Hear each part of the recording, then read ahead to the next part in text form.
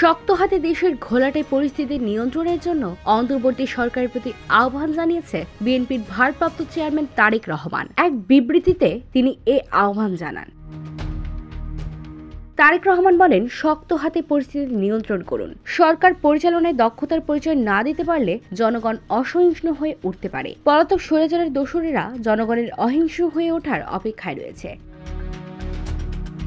সাবেক প্রধানমন্ত্রী শেখ হাসিনার নাম উল্লেখ না করে বিএনপির এই নেতা বলেন, অবৈধ ক্ষমতা আর অবৈধ সুবিধা হারানো পলাতক স্বৈরাচারের দোসররা সরকারকে অস্থিতিশীল করতে জনগণের দাবি আদায়ের আন্দোলনকে ঢাল হিসেবে ব্যবহার করে। আন্দোলনকারীদের সঙ্গে মিশে দেশে অরাজক পরিস্থিতি সৃষ্টি করে অপচেষ্টায় লিপ্ত হয়েছে।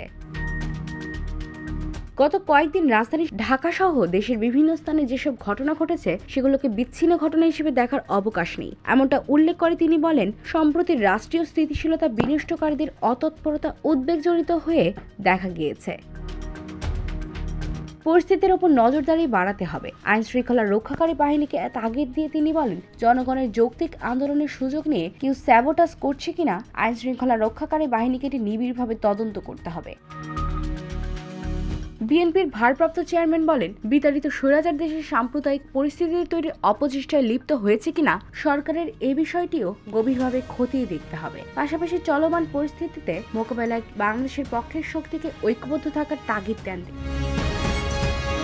বাজার নিয়ন্ত্রণ করে নিত্য প্রয়োজনীয় দ্রব্যমূল্য জনগণের ক্রয় ক্ষমতার মধ্যে আনতে পারলে ষড়যন্ত্রকারীরা সরকারকে অস্থিতিশীল করতে এই স্পর্শকাতর ইস্যু ব্যবহার করার সুযোগ নিতে পারে, এমনটা মনে করেন বিএনপি নেতা।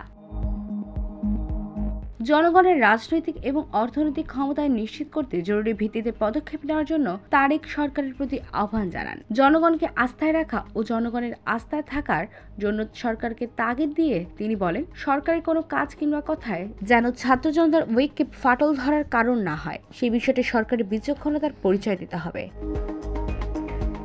জনগণের আন্দোলনকে ঢাল হিসেবে ব্যবহার করে দেশের স্বার্থবিরোধী অপশক্তি এবং পলাতক স্বৈরাচার যাতে গণ অভ্যুত্থানের উদ্যোগ লক্ষ্যচ্যুত করতে না পারে সে ব্যাপারে সবাইকে বিশেষভাবে সতর্ক করেছি।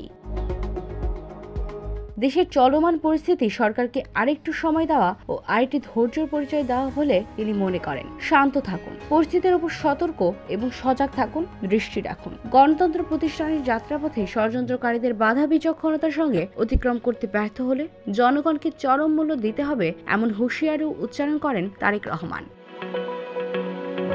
IVTV, USA, New York.